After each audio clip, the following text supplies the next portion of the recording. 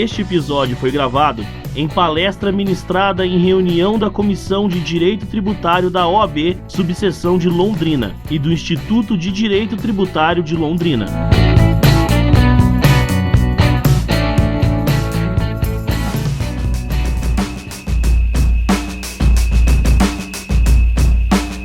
Hoje, na reunião da Comissão de Direito Tributário de Londrina, nós vamos ter uma palestra com o professor Carlos Renato Cunha, que é professor de graduação e pós-graduação, doutorando em Direito do Estado pela Universidade Federal do Paraná, é mestre em Direito do Estado também pela Universidade Federal do Paraná, especialista em Planejamento Tributário e Operações Societárias pela Faculdade Brasileira de Tributação e especialista em Direito Tributário pelo Instituto Brasileiro de Direito Tributário, o IBET, Estudos Tributários, o IBET, procurador do município de Londrina. Bem, o tema de hoje vai tratar da Lei Complementar 116 de 2003 e o seu aniversário. O título da palestra de hoje é 15 anos da Lei Complementar 116 de 2003.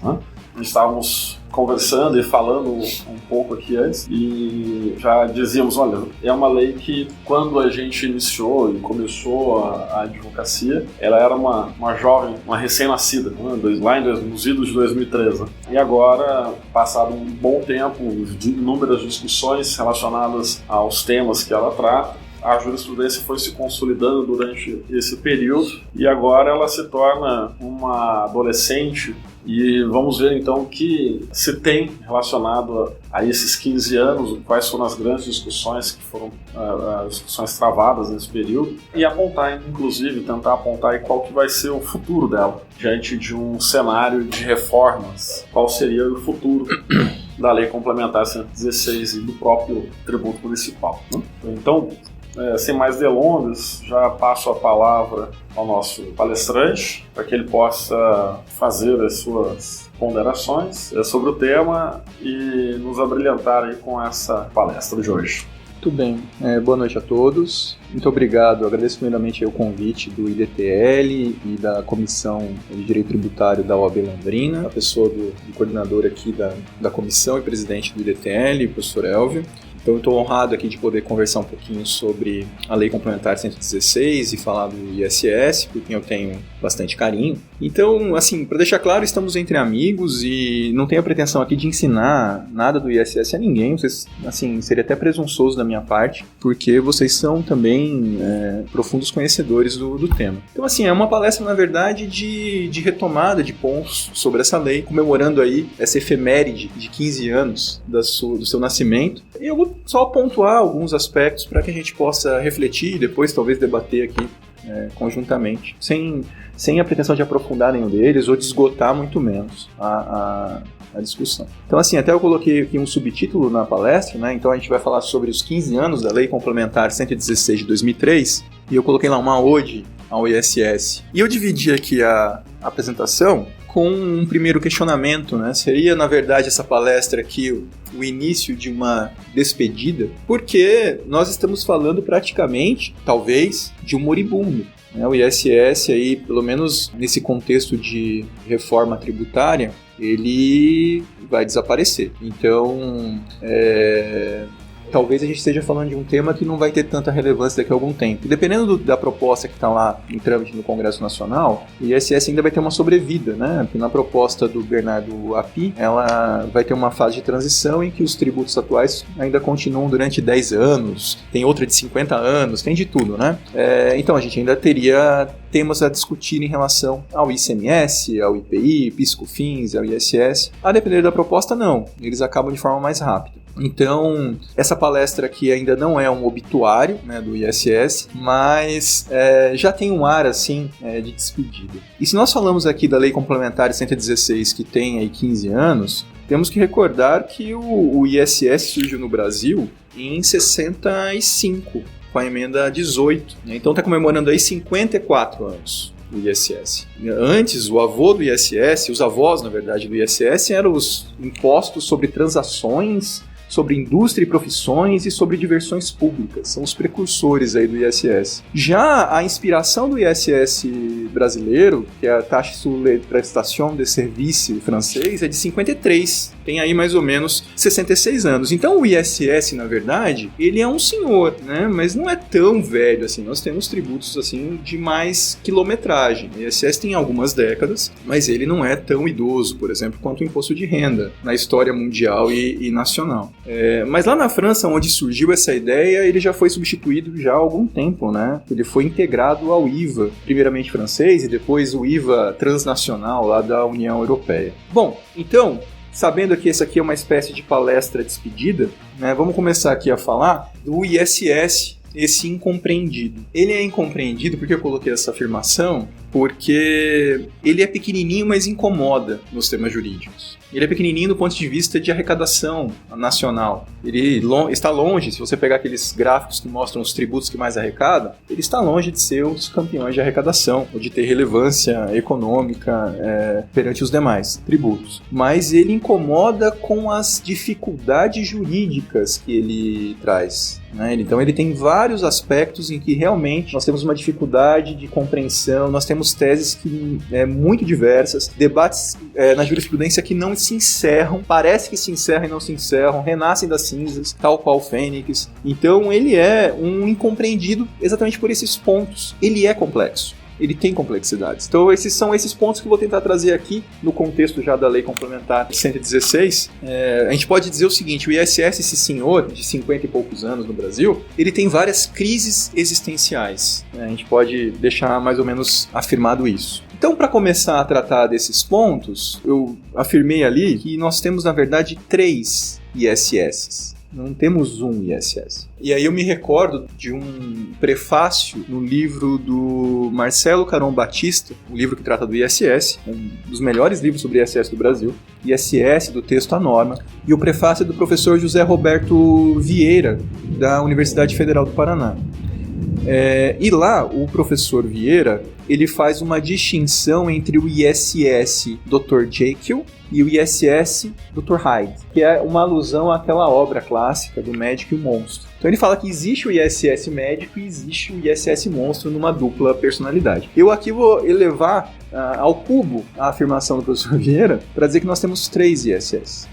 Só que eu não vou me posicionar no sentido de médico e monstro, que já tem uma valoração ali. Eu vou falar de forma neutra. Me parece que, na verdade, nós temos 3 auditórios jurídicos que tratam do ISS com 3 visões diferentes. Algumas vezes elas se conectam, outras elas se distanciam completamente. E se nós não fizermos a tradução entre esses auditórios, a gente não se compreende.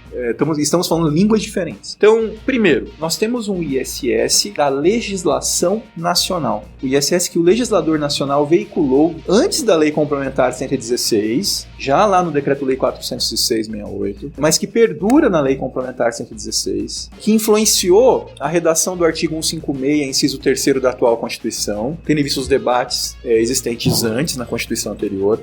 Nesse ISS da legislação nacional, que costuma ser copiado e aplicado ipsis literis pelos municípios, até porque os municípios têm muito receio de não seguir a lei nacional e ter muito problema com declaração de inconstitucionalidade. Nesse ISS da legislação nacional, a liberdade dos municípios é praticamente nula para legislar sobre um tributo que é de sua competência. Formalmente de sua competência, mas materialmente ele não tem liberdade legislativa. O máximo que ele pode fazer, fixar a alíquota. Olha lá, com alguma imaginação, o legislador pode fazer alguma outra coisa. Agora, inclusive, antigamente ainda tinha mais liberdade com a alíquota. Agora, ele só pode fixar a alíquota entre 2% e 5%. Olha a grande liberdade que o legislador municipal tem. Ele pode brincar entre alíquotas de 2% a 5%. Esse é o máximo. Nem isenção mais ele pode dar, né? A gente depois vai falar disso. Até isenção, tendo em vista aquelas discussões sobre guerra fiscal, houve uma paulatina limitação da liberdade do legislador em relação ao ISS. Muito bem, esse é um primeiro aspecto desse ISS legislação nacional, digamos assim, chamemos-lo assim. Um segundo aspecto é que os conflitos de competência do ISS entre municípios e os conflitos de competência entre o ISS e outros tributos que são vizinhos, como o ICMS, o IPI, o IOF, segundo essa visão do ISS, se resolvem de forma muito tranquila, de forma escrita, de forma objetiva, com o que está na lei complementar que trata do ISS, que hoje é a nossa aniversariante, a Lei Complementar 116. E também, daí você tem que analisar de forma conjunta a legislação dos outros tributos. Então, em tese, lendo essas legislações nacionais, você teria ali a resolução dos conflitos de competência de forma muito objetiva. né? Então a gente vai tratar disso no finalzinho, falar um pouquinho, mas, por exemplo, toda a discussão de uma operação que envolve a prestação de serviço, mas também a entrega de bens. A dúvida se esses bens são mercadoria para fim de ICMS. E a dúvida se incidiria o ICMS sobre tudo, o ISS sobre tudo, ou o ISS sobre parte e o ICMS sobre parte da operação. Isso se resolve, nessa visão do ISS Legislação Nacional, o primeiro dos três, se resolve de forma muito fácil. Você vai olhar a lista de serviços anexa da lei e lá vai estar escrito se vai incidir ICMS e ISS sobre parte. Perdão, se vai incidir ICMS sobre parte ou não, porque ele vai fazer a ressalva. E o que não está na lista vai ser ICMS. Então é meio que por exclusão. Então você resolve de forma objetiva. Pois bem, então nesse ISS da legislação nacional, me parece que o foco do legislador nacional, e para quem defende essa visão, é na segurança jurídica e numa interpretação bastante branda do conceito de serviço, o que é serviço, a gente vai voltar a tratar disso, e do conceito de federalismo, que ali realmente a autonomia municipal é tolhida, né? É uma interpretação de um federalismo mais brando. Pois bem, o segundo ISS me parece que é o ISS da doutrina.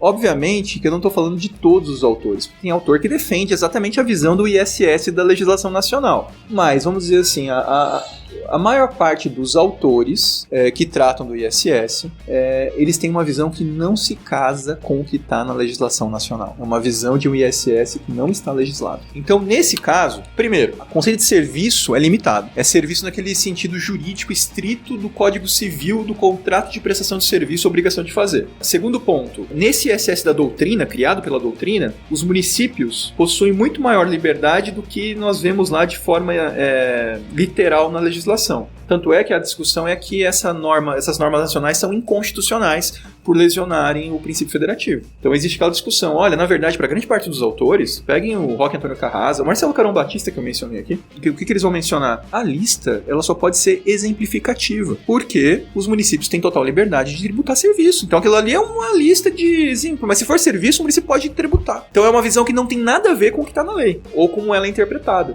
Muito bem. Um terceiro ponto dessa visão do ISS doutrinário, chamemos-lo assim. Não existe conflito de competência. É impossível ter conflito de competência. Aliás, o Carrasa tem artigo em que ele afirma exatamente isso. Dá pra achar na internet. O Carrasa tem alguns textos em que ele fala... É impossível ter conflitos de competência na Constituição, porque essa parcela da doutrina, que eu considero majoritária, ainda majoritária, ela enxerga que a Constituição ela é perfeita e que, na verdade, quando existem conflitos de competência entre municípios ou entre tributos, é porque nós não interpretamos direito a Constituição. Se você parar e ler direitinho, você vai encontrar a resposta. Então é essa mais ou menos a visão doutrinária acerca disso. E aí como que você evitaria o conflito entre municípios nessa visão doutrinária? É simples. O ISS incide no local da prestação do serviço, que é algo super tranquilo nessa visão. Então vai ser sempre ali, não importa onde está a sede do prestador, etc e tal, onde está o contratante, o tomador, não importa. O local de prestação do serviço. Segundo aspecto, para resolver o conflito do ISS com o ICMS ou IPI, você vai analisar a essência do contrato. Qual é a natureza prevalente do contrato. Então, se é uma natureza prevalente de serviço, é ISS. Se é prevalente de venda de mercadoria, é ICMS, assim por diante. Então, existe uma visão assim que me parece um pouco simplista, porque eu acho que na discussão de interpretação e exegese jurídica, as coisas não são tão simples. E os casos práticos também não costumam se amoldar nessa visão que me parece um pouco idealizada. Ainda que seja muito bela, né, faça assim, uma visão sistemática, né, que me parece apenas complicada de aplicar na prática. Terceiro ISS, o último ISS que nós tínhamos mencionado, é o ISS do Judiciário. O ISS do Judiciário não é nem o ISS do legislador nacional, nem o ISS do doutrinador. Ele é uma amálgama. Ele pega pontos de um, pontos de outro e cria um terceiro gênero, que é muito difícil de compreender sistematicamente. É praticamente impossível compreender o ISS da jurisprudência de forma sistemática, porque nós temos decisões ad hoc para aqueles casos. E daí, aquela ratio que deveria ser aplicada para outras situações não é aplicada. E aí ele aplica uma outra ratio, porque daí eles vão pensando. Eu pego isso aqui da doutrina e isso aqui da legislação. Eu vou dar um exemplo, vamos lá. Antes da atual lei complementar, o STJ pegou do ISS doutrinário aquele entendimento de que o ISS só incide no local de prestação de serviço, ao arrepio da redação do Decreto-Lei 406/68. Negaram vigência de boa. Ao mesmo tempo, você fala assim, então, o STJ foi muito bem, pegou da doutrina, olha que coisa linda. Ao mesmo tempo, na lista, eles não pegaram da doutrina, eles falavam que a lista sim é taxativa, lógico, aí tem a discussão, é taxativa, mas com interpretação ampla, etc e tal. Beleza, mas não que era exemplificativo e os municípios tinham liberdade. Então vocês vejam que não é uma coisa em bloco, eles pegam pontos de cada visão sobre o ISS. Muito bem. Terceiro aspecto que eu pensei pra gente conversar, eu dei um título como se fosse o ISS falando, né? Olá, eu nasci em outro tempo. Realmente, o ISS nasceu na década de 60. A década de 60 é muito legal, né? Ela é muito legal. Só que o ISS, ele surgiu naquele contexto e o mundo mudou tanto nesse ponto de prestação de serviço, que ele me parece que não se adaptou a contento às novas realidades. Eu não estou mencionando aqui apenas a questão da lista de serviço não prever novos serviços. Agora colocar streaming, e não sei o quê. Não é disso que eu estou falando. Vamos ser bem sinceros. Nós vivíamos uma ditadura na década de 60, quando veio a emenda. Não tinha nenhum debate de democracia, poder municipal, etc e tal. Por que vocês acham que o ISS foi entregue aos municípios e não ficou com a União ou com os estados, que teriam um poder total para fazer o que quisessem na nova Constituição, o governo militar, né, a ditadura militar? Porque era um tributo de arrecadação risível. Ele não tinha nenhuma relevância. Eu falei que ele não tem, assim, não está entre os mais relevantes hoje, mas a situação mudou bastante. O ISS tem impacto econômico hoje em dia. Porque o ISS, a prestação de serviço, pessoal, vamos ser sinceros, na década de 60, era a prestação de serviço do sapateiro da vila. Era isso. Era o advogado, vamos pensar no advogado. Era o advogado da cidade, não tinha isso de grandes bancas nacionais. Não existia a prestação de serviço fora das fronteiras do município, era muito raro. Até o transporte era mais difícil, tudo era mais difícil. Era aquela prestação de serviço pequena. Então ele nasceu nesse contexto. Mas o mundo mudou, vocês sabem disso. Aqui eu estou falando de serviço não no sentido do Código Civil, naquele sentido econômico eu estou mencionando. E aquela divisão do setor primário da economia, setor secundário, setor terciário. Então, o setor primário lá, agroindústria, ok. Setor secundário, agropecuária, no setor primário. Setor secundário, indústria. Aí no setor terciário, tem uma dicotomia que a economia trabalha. E, aliás, é assim, é a classificação econômica em todas as pesquisas que vocês forem ver. Bens e serviços. Bens, ICMS. Serviço é todo o resto para a economia. Serviço não é só a obrigação de fazer do Código Civil. Vai ser cessão de direito, locação de bem imóvel, qualquer coisa econômica que não seja bens. Essa é a ideia do serviço. Ele nasceu nesse contexto. Essa era a ideia do ISS, era pegar todo esse setor mesmo, né, nessa separação econômica. Mas ele nasceu num tempo em que esses serviços não tinham tanta relevância. Então hoje, vocês sabem que tudo está se tornando serviço. Software as a service. Vamos imaginar o seguinte, comida, restaurante. Sem discutir se restaurante já é serviço, porque tem essa discussão também. Eu não quero fazer propaganda aqui de aplicativo, eu acho muito legal em jornais de televisão e tal, e eles não falam o nome dos aplicativos. É aplicativo de transporte, aplicativo de rede social, não é isso? Mas eu vou falar aqui, vamos imaginar. O iFood seria imaginável há alguns anos atrás? É algo inimaginável. Então os restaurantes, no máximo, as pessoas iam comer no restaurante, no máximo tinha entrega. Você ligava no restaurante e ele entregava, né? Se o restaurante contratasse uma empresa de transporte, teria ali transporte intramunicipal que incidiria o ISS, em tese. O que o iFood faz? Então vejam, a própria questão de pedir comida se tornou serviço também. A parte da operacionalização da entrega. Existe um gestor, existe um intermediário entre o cliente e o restaurante, e ele faz essa gestão, e se o restaurante não está lá, ele não vende mais. Né? Então, é a mesma coisa com o Uber e com outros serviços dessa modernidade. Eu estou dando esse exemplo mais moderno, a gente poderia pegar outros, vocês conhecem muito bem a situação atual. Muito bem. Então, nós tivemos essa mudança da importância do serviço, e eu também coloquei ali uma outra afirmação do ISS. Eu sou cumulativo. Realmente, o ISS é cumulativo. A diferença do ICMS, a diferença do IPI e a diferença do PIS/COFINS, vá lá, mais ou menos, né? Porque o PIS/COFINS também é um problema. Mas o ISS, ele é estritamente cumulativo. Ele não tem intenção de ser não cumulativo. Quer dizer que se eu fizer subcontratação de serviço, eu vou ter incidência em cascata do ISS? Sim, eu vou ter incidência em cascata. Nós temos, assim, a exceção que nós temos a isso é uma exceção que já vem desde a década de 60, porque esse era um setor que pagava ISS, mas que já tinha relevância econômica, que é a construção civil. Então, na construção civil, eu posso fazer a dedução da subempreitada, inclusive do valor de material também. Então, ali eu tenho uma certa não cumulatividade do ISS, mas é uma exceção. Então, nesse ponto, me parece também que o ISS é um pouco extemporâneo. Lógico, pessoal, nós sabemos que por causa disso exatamente que a alíquota dele é mais baixa, né? E se você pegar a alíquota de ICMS e tal, ela vai ser uma alíquota bem mais alta, né? Porque ali eu tenho creditamento. Então é óbvio que se o ISS fosse não cumulativo, ele também teria alíquotas mais altas. Então a gente sabe disso. Muito bem. Então eu coloquei ali uma outra frase, disse assim que o ISS afirmando que eu era mais abrangente na ideia e mais restrito na prática. Isso aqui é mais ou menos o que eu acabei de falar antes.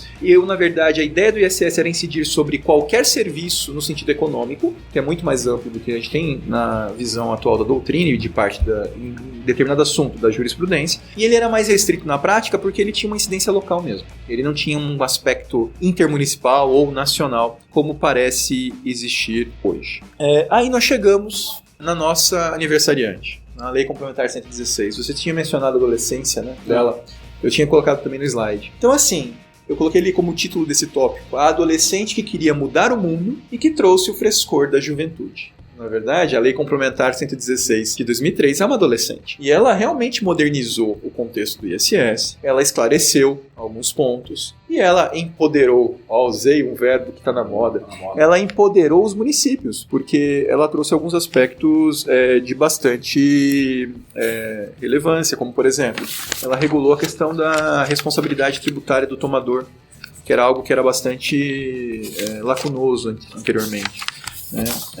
Ela previu novos serviços na lista, modernizou em relação ao que nós tínhamos, e agora isso mudou mais ainda com a Lei Complementar 157, mais recente. Ela ampliou o conceito de estabelecimento, ela previu o ISS sobre importação de serviços. Então nós tivemos ali um empoderamento dos municípios nesse aspecto. Lembrando ali a previsão constitucional do ISS, né, o imposto sobre serviços de qualquer natureza, não compreendidos no artigo 552 do ICMS, definidos em lei complementar. Aqui eu quero chamar a atenção para o seguinte: lembra que eu falei que o ISS nasceu no período em que serviço não era importante? O que eles fizeram em 88? Pegaram os dois serviços mais importantes, ou dois dos mais importantes, e colocaram para os estados. Então, simples assim. Transporte e comunicações. Então, exato. E aí a tendência agora na reforma é tudo virar realmente um tributo único e ter uma incidência ampla, né? Vai parar essa discussão que nós temos hoje sobre operações de obrigação de fazer. Vai ter incidência ampla. Setor terciário inteiro vai incidir o tributo novo nas propostas que nós temos aí em trâmite. Muito bem, para encerrar aqui, nós falamos que íamos comemorar o aniversário da Lei Complementar 116. Eu já disse que ela trouxe modernizações, por assim dizer, do contexto do ISS, mas nós temos os eternos problemas do ISS que não foram resolvidos. Primeiro deles, a lista. Sempre a lista. É sempre discutida. Na prática, a gente sabe, o judiciário aplica a lista. Acabou aquela discussão em tese na prática, na jurisprudência, sobre se o município tem ou não liberdade de tributar fora da lista. Os municípios nem tentam. Nem vai chegar, não tem como ter mais decisão disso, porque os municípios não tentam. Que município vai ter coragem de falar assim: eu não vou publicar a lista na minha lei. Eu vou colocar assim, prestação de serviço, eu vou tributar qualquer serviço na minha interpretação, não vou seguir a lista. Qual fiscal, qual o prefeito vai ter coragem de fazer isso? Nenhum, para correr risco de perder a arrecadação que já tem, não é? Em relação à lista, isso é velho, tá? Isso já começou lá no CTN, em 66. Já previu uma lista com poucos itens para o ISS. E perdura até hoje, tá? Em face das redações das normas de competência, tanto da Constituição de 67 quanto da Constituição de 88. Nós tivemos, então, previsão de listas, entre aspas, ou itens, no CTN, no Decreto-Lei 406/68, na Lei Complementar 56/87, que modificou a redação do Decreto-Lei anterior. E aí nós tivemos a Lei Complementar 116.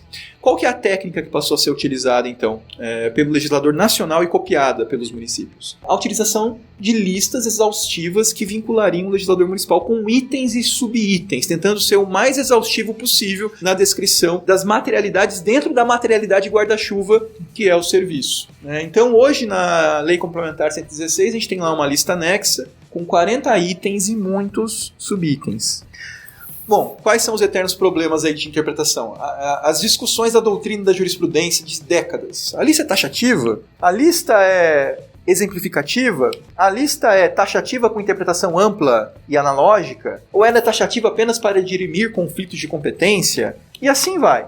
Então os autores se dividem até hoje, né? E a jurisprudência, os senhores sabem que já na década de 70 e 80 o STF ele fixou o entendimento que a lista era taxativa, variando dali durante os anos em relação à interpretação mais ampla, extensiva ou analógica. Após 88, a competência para análise do tema passou a ser do STJ, e aí ele também continuou entendendo que a lista era taxativa, com interpretação ampla, vedada a analogia. Então, seriam essas aí as visões da jurisprudência. De verdade, essa discussão, por exemplo, interpretar que tem que ser estritamente taxativo, me parece um retorno à escola da exegese francesa, né? É algo que seria bastante extemporâneo.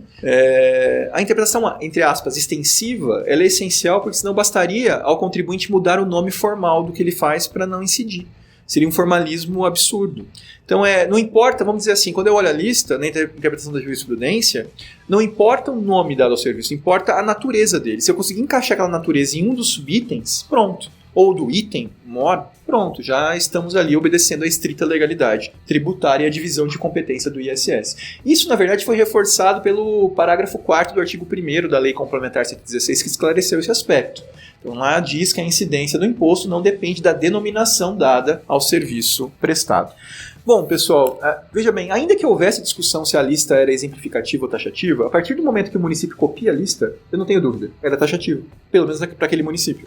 Se eu copiei a lista, ela virou taxativa naquele âmbito territorial. Então aí realmente eu não tenho mais taxativa com interpretação ampla, né, como a gente estava dizendo aqui. Eu não tenho mais essa discussão. Bom, os problemas vocês sabem da lista, além da questão federativa, que alguns autores apontam, a impossibilidade de atualização constante. Teve aquela história de provedor de internet quando isso era relevante, tá? Já não é mais. Você vê como é rápido? Né? Provedor de internet era irrelevante, já não é. Então teve aquela discussão porque ele não estava na lista. Não era a comunicação, mas não podia cobrar ISS porque não estava na lista. Então esse tipo de coisa acontece. E também, qual que é o problema? O fato de estar na lista não quer dizer que incide o ISS segundo uma interpretação constitucional, conforme a interpretação que se dê a serviço. Então existem ali inclusões na lista que são bastante discutíveis. Segundo ponto que eu gostaria de trazer aqui, o ISS hoje realmente é um tributo municipal? Ele continua sendo? Eu estou brincando, lógico que nós sabemos que não é que eu estou desaprendendo o direito tributário, né? Não é isso. Mas na prática, materialmente, ele só pode fixar alíquota entre 2 e 5, não pode mais nem dar isenção. Então, assim, isso quando a empresa não é micro ou pequena empresa optante do Simples. Se for, ele não pode fazer mais nada, nem fixar a alíquota. Quer dizer, o legislador da Lei Complementar 123 é muito bonzinho. Ele deixou o município fixar lá para faixas pequenas o ISS fixo para micro e pequena empresa e também dá isenção. Olha como é bonzinho o legislador nacional. Mas percebam que a competência já não vem mais nem da Constituição, né? O legislador nacional faz o que quiser com o ISS. Então, assim, temos visões românticas, e eu sou um defensor, eu sou um federalista, um municipalista, não só por ser procurador do município, mas desde antes, é algo que eu realmente gosto. Uma defesa realmente de uma competência legislativa mais ampla, na prática, hoje em dia, se torna bastante dificultada. Então, me parece assim, que tendo em vista esses precedentes de legislação nacional e a forma como a gente tem aplicado o ISS, as propostas que têm vindo aí de reforma tributária não seriam constitucionais, se você entender que federalismo é o que nós temos hoje. Na reforma do Bernardo Api, na emenda que está uma das emendas do Congresso Nacional hoje, o município vai continuar podendo fixar a alíquota do IBS, Imposto sobre Bens e Serviços. Então, praticamente vamos estar na mesma situação. Também temos aqui, nesse tema realmente um tributo municipal, aquela discussão famosa do ISS fixo para profissionais, né, que, lógico, eu estou aqui na Casa dos Advogados, que, aliás, foi um dos grandes defensores, né, a última ação também teve lá atuação forte da OAB, né, no STF, o último precedente foi agora há poucos meses, confirmando que aquele artigo lá do decreto-lei, salvo engano, não estou aqui com ele, foi recepcionado, sim, e ele foi também, não foi revogado pela Lei Complementar 116, então é legítimo defender a tese que mais interessa ao contribuinte pagar menos tributo, etc e tal. Do ponto de vista, não estou falando como procurador do município mais uma vez, tem que sempre fazer essa ressalva, aqui eu não estou com um ponto batido, então eu não estou trabalhando como procurador do município. Quero deixar claro para vocês que eu não tenho procuração para ficar defendendo o município fora do horário de trabalho.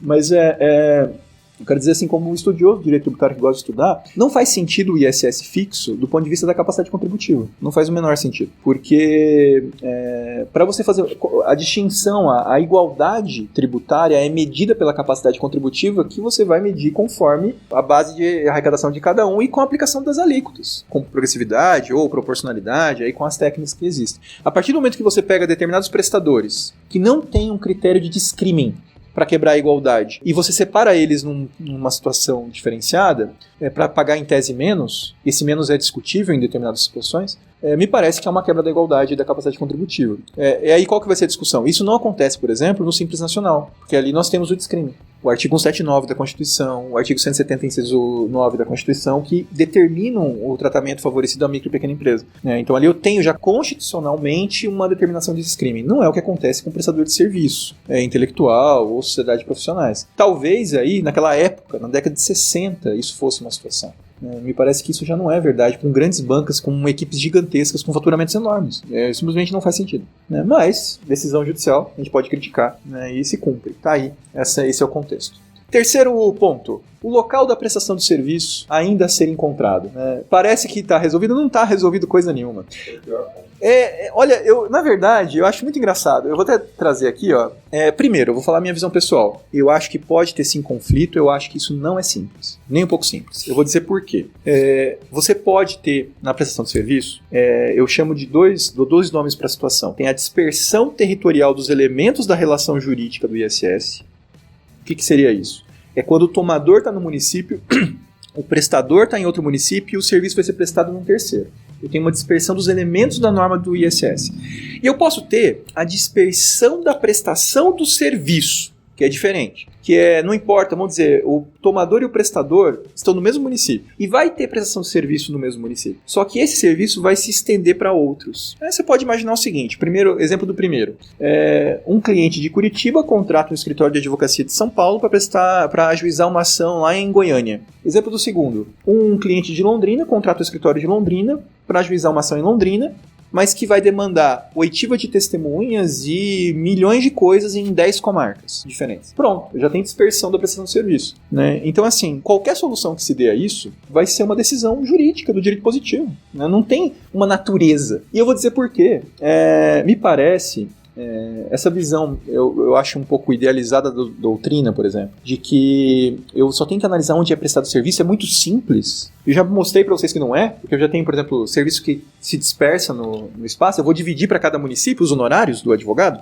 É óbvio que o advogado é um mau exemplo porque paga no ISS fixo, mas vamos imaginar que fosse sobre o faturamento. Me parece que é um pouco falsa essa visão, ou discutível essa visão idealizada, porque quando você, por exemplo, tem dispersão de elementos da incidência normativa tributária em territórios diferentes, existem os chamados elementos de conexão. É aquilo que se aplica em direito internacional. Lembra? O domicílio do contribuinte, o local do negócio, o local do bem, são os elementos de conexão do direito internacional que usa para imposto de renda, por exemplo. O que eu tenho no ISS em relação a um município e outro vai ser dispersão territorial. Eu vou ter que resolver esse conflito utilizando elementos de conexão, quando eu não tenho solução.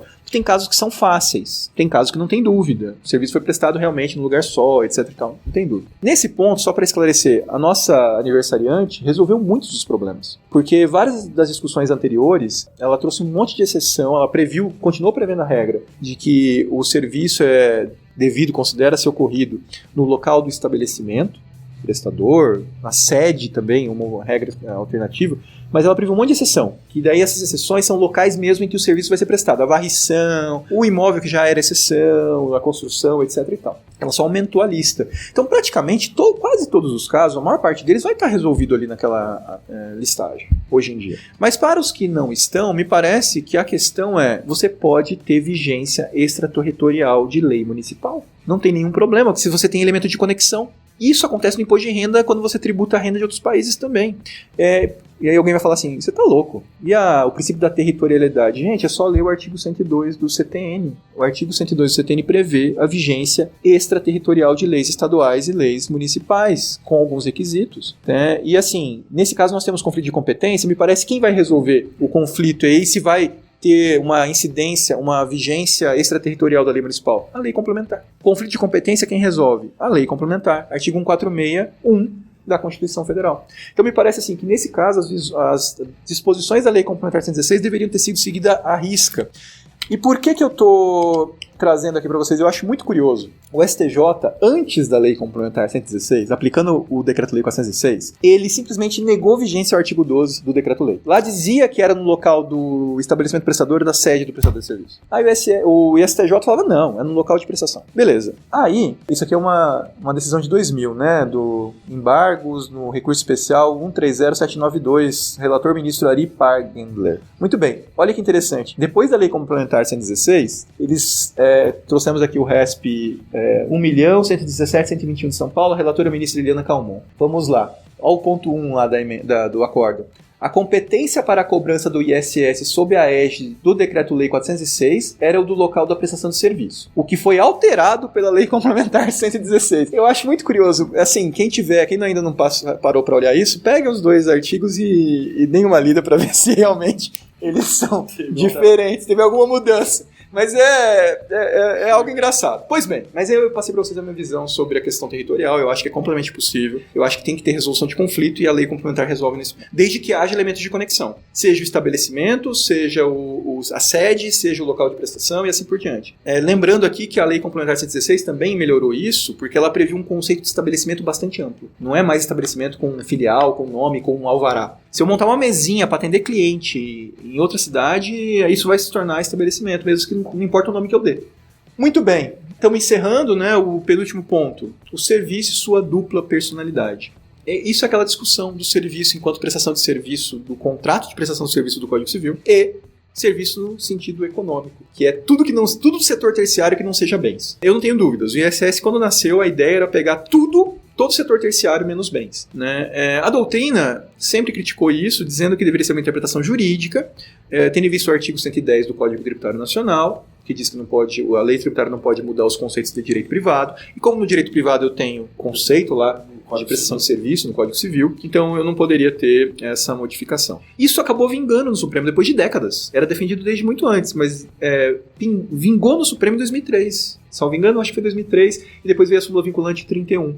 O caso que o Supremo julgou foi o pior possível, se parece, que era o caso de locação de guindaste, para dizer que locação de bem imóvel não pode incidir ISS porque não é obrigação de fazer. O problema é que, vamos ser sinceros aqui entre todos, né? O exemplo foi péssimo, porque guindaste, eu não vou lá, pego o guindaste e saio dirigindo, não é verdade? Vai ter um motorista, um operador, porque tem que ter curso técnico, a empresa vai fazer isso. A não ser que eu tenha uma empresa que só aloque para outra.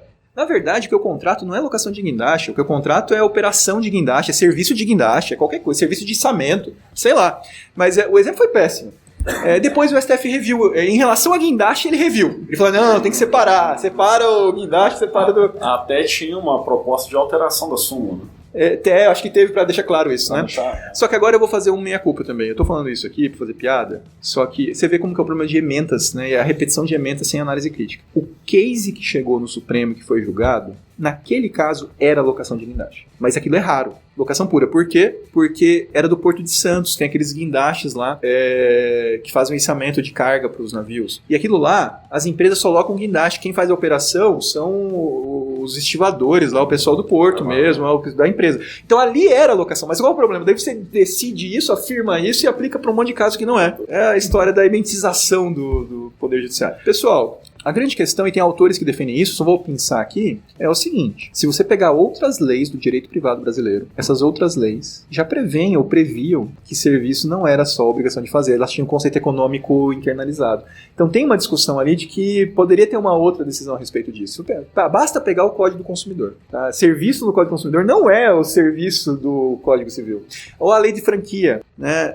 A lei de propriedade industrial e intelectual. Essas leis, elas prevêem um conceito de serviço econômico internalizado no direito. Então, a decisão do Supremo poderia ter sido outra, mesmo aplicando outra lei do direito privado. Nós não temos só esse conceito do Código Civil.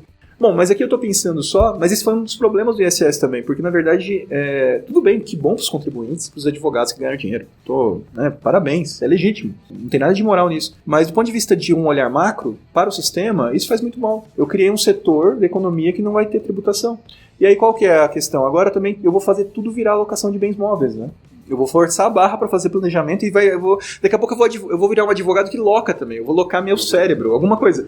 Então, assim, eu começo a fazer planejamento tributário dessa forma. E daí o judiciário acaba caindo, às vezes, com formalidades e não analisando a natureza. Pois bem, esse é um aspecto aí dessa dupla personalidade do serviço que nós temos no nosso direito. Pois bem, e aí só encerrando, já vou encerrando, mas a gente nem vai aprofundar, daí a gente abre aqui para quem quiser comentar alguma coisa e tal. Nós temos a atividade econômica que é multiforme, e esses conflitos entre o ISS, o ICMS, o IPI, o IOF. Se você pegar o ISS do legislador nacional, tudo se resolve naquela visão estrita da lei complementar. Mas o judiciário, lembra que eu falei que ele faz uma amálgama? Ele começa a criar decisões ad hoc e vão criando caos no sistema. Porque se ele aplicasse pelo menos a lei nacional na íntegra, realmente seria uma coisa que o contribuinte teria segurança jurídica. Né? Um exemplo, agora mudaram, até mudaram. a lei complementar, a última, a 157 mudou a lista. É aquele caso de ISS sobre industrialização sobre encomenda de embalagens que entram no fluxo produtivo, na cadeia. Com todo respeito, isso não está na lei complementar. É ISS e acabou. Está bem claro, porque lá não tem exceção na lista. Né? E o STF tira da cartola uma decisão ad hoc. Né? Então, que vai criando problemas totais no sistema. Né? Vai criando passivos tributários para a fazenda pública. Lógico, parabéns mais uma vez para os advogados que conseguiram fazer. Sua tese. Agora mudaram já internalizaram a decisão e para evitar, por segurança jurídica mesmo, né? Eu acho que está correto. Não, acho que a decisão nem foi tomada, ainda estava com a liminar da medida cautelar. Pessoal, isso me parece que com a reforma tributária, um dos motes da reforma tributária é acabar exatamente com essa discussão, né? Por quê? Eu vou ter a base ampla, eu incido sobre tudo. Não vai ter não incidência. Não vai ter setor da economia que não paga. Né? Então, e tudo vai dar crédito e acabou. Né? Nas reformas, nas propostas que estão aí em discussão. Pois bem, pessoal, seria isso que eu teria para falar. Eu fico aí com um sabor agridoce de despedida do ISS, que me acompanhou por tanto tempo na minha vida profissional. Mas se bem que a gente fica brincando de reforma tributária, todos nós aqui somos muito novos, né? Alguns bem mais novos do que alguns outros, né?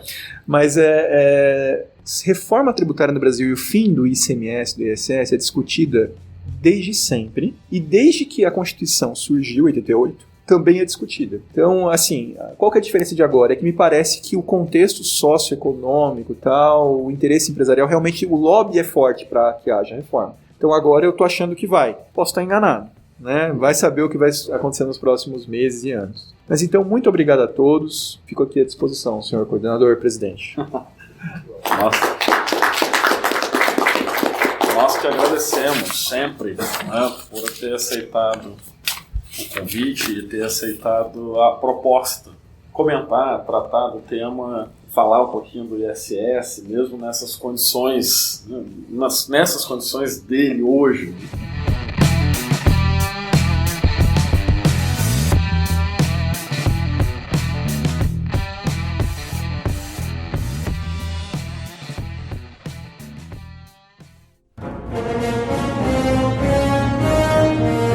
Este episódio foi editado por Atelas, soluções em áudio para podcasts.